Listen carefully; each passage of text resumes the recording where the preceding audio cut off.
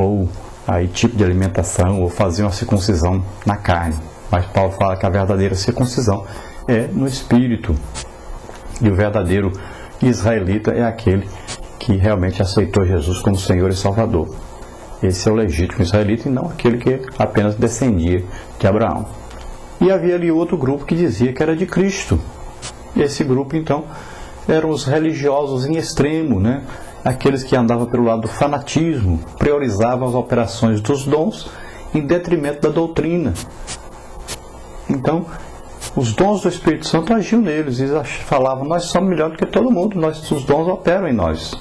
E se esqueciam da doutrina, dos bons costumes, queriam viver de qualquer maneira, se julgavam melhores do que todos, né? Mais santos que todos, e acabavam caindo para o lado errado, porque dividiam o corpo de Cristo e, ao mesmo tempo, praticavam certas coisas que não condizia com o ensinamento da palavra de Deus.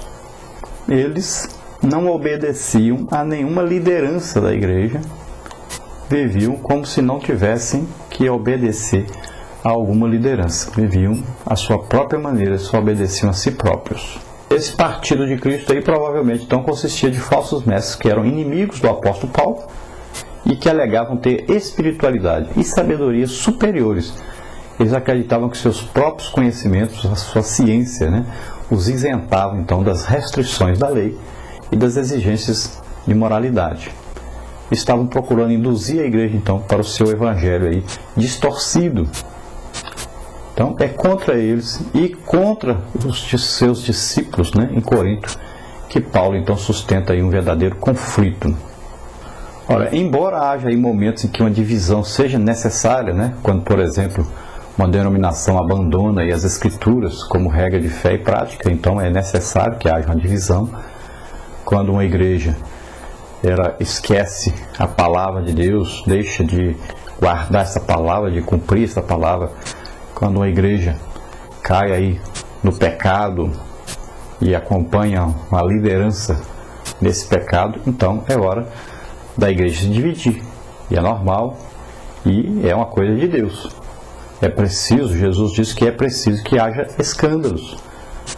E onde há um escândalo, então há uma divisão, porque aqueles que querem seguir a Deus, que desejam ser santos, que desejam ser separados para Deus, que querem ser fiéis a Deus, eles se separam daqueles que estão fazendo escândalo, daqueles que estão no pecado.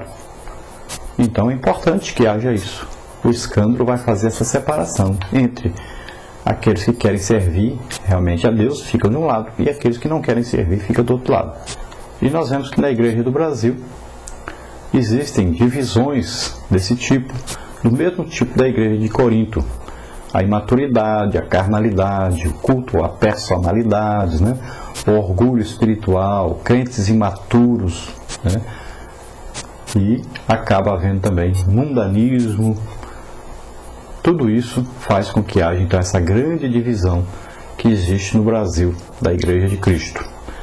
Então não devemos nos concentrar na pessoa que está sendo usada por Deus, mas no Deus que está usando essa pessoa. E o corpo de Cristo deve fazer tudo para permanecer unido, fazendo a obra de Deus, sempre tendo a doutrina bíblica como regra de fé, regra de vida cristã. Então Paulo, Apolo, Pedro, né, certamente eles teriam rejeitado aí isso que estava ocorrendo. Paulo logo se levanta contra isso, né, assim que ele fica sabendo. Infelizmente o conceito do ministério que prevalece em muitos quartéis evangélicos de hoje em dia, né, é exatamente aqueles que Paulo combate em 1 Coríntios. Os dirigentes da igreja em Corinto deixavam os novos crentes permanecer na congregação sem abandonarem muito de suas práticas pecaminosas.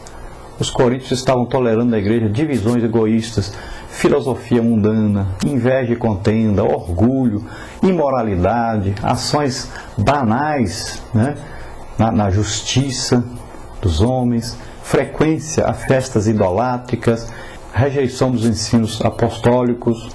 Os coríntios deixavam de perceber então a necessidade absoluta da verdade apostólica, do amor e dos padrões da piedade. Passaram então a exercitar erroneamente os dons do Espírito Santo, profanar a ceia do Senhor e distorcer a mensagem do Evangelho.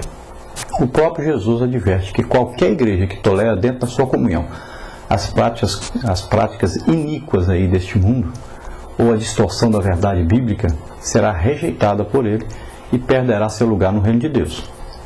Então os crentes carnais aí são os que eram fiéis e se tornaram infiéis, e os espirituais são aqueles que permaneceram fiéis à palavra de Deus, ao senhorio de Cristo. Então são divididos aí os coríntios em dois grupos, os carnais e os espirituais. Então, como o templo de Deus em meio a uma sociedade perversa, o povo de Deus em Corinto não devia participar de pecados prevalecentes naquela sociedade. Devia rejeitar todas as formas de imoralidade. Então, o templo de Deus deve ser santo, porque Deus é santo. Então, é aquilo que diz a palavra de Deus: sede santos, porque eu, o Senhor, sou santo. Seguir a paz com todos e a santificação, sem a qual ninguém verá o Senhor. Então nós falamos então dos ministérios de Cristo na igreja. São os dons ministeriais dados por Cristo à igreja. Quais são? Nós podemos ver isso bem declarado, bem fácil de assimilar, de aprender, em Efésios capítulo 4, versículo 11. E lá diz o quê? E ele quem? Jesus, deu para a igreja.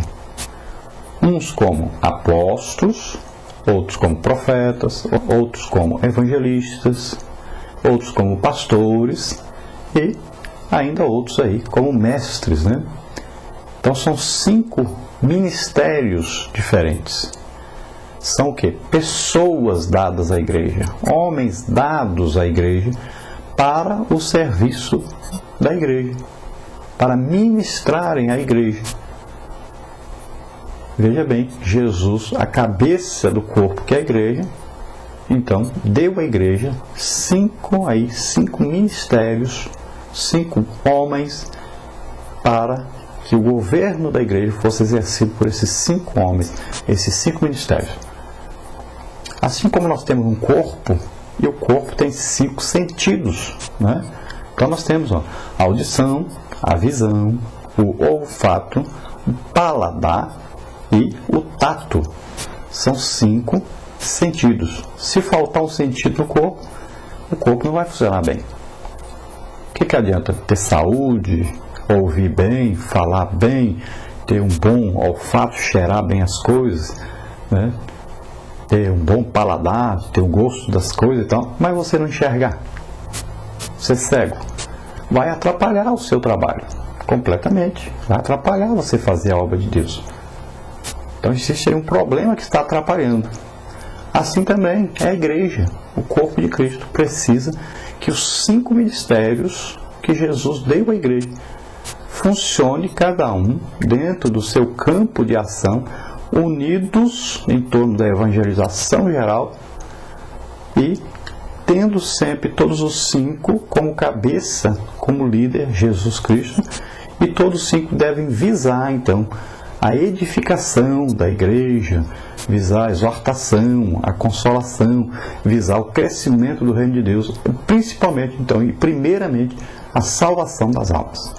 Então o corpo de Cristo é preciso estar completo. Infelizmente hoje a igreja se concentrou em apenas um desses ministérios, só em torno do nome pastor, da função pastor. E o pastor, ele nunca vai conseguir ser 5 em 1. Ele nunca vai conseguir fazer com que os 5 ministérios atuem somente nele. Por isso, as igrejas geralmente vão para um determinado lado. Existe uma igreja que vai para um determinado lado do ensino da palavra de Deus, e vai só para esse lado. E vai tendo um problema com a falta de dons, falta de evangelização, às vezes aí a falta de oração, e vai tendo problemas em outras áreas. Já tem outras igrejas que concentram tudo, por exemplo, aí na manifestação do poder de Deus para curar. Então estão concentradas só nisso. Aí falta o legítimo ensino da palavra de Deus, falta a legítima pregação, falta a exortação, falta a santificação, e vai por aí afora, vai faltando outras coisas, porque os outros ministérios não estão funcionando. E sempre acontece assim. Então nós devemos tomar esse cuidado. Não podemos concentrar todo o trabalho de Deus numa determinada pessoa, num determinado ministério, mas deve ser, então, a igreja completa em seus ministérios. Bom, o que nós podemos falar sobre esses ministérios? Por exemplo, o apóstolo, né? O apóstolo hoje pode ser um missionário, por exemplo, que vai a uma cidade